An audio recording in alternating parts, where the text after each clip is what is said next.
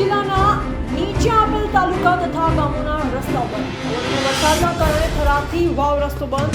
ચાળા વાંડિયાવાસ વચ્ચે પાણી આવી જવાથી થરાદથી ધાનેરા રસ્તો બંધ. મોટી ગામ પાણી આવી જવાથી થરાદથી સાંચો રસ્તો બંધ. ભારતમાલા ચાલુ. થરાદથી ઢીમા તળાવ માવસરી રસ્તો બંધ. ઝાડ પડી જવાથી થરાદ વાવ ભાભર રસ્તો બંધ. માળકા પાણી આવી જવાથી થરાદ મીઠા ભાભર રસ્તો બંધ. ઝાડ પડી જવાથી થરાદ ડેપોથી રસ્તો બંધ. રેફરલ 4 રસ્તા જવા માટે પાણી વધારે હોવાથી થરાદ ડીસા પાલનપુર રસ્તો ચાલુ છે.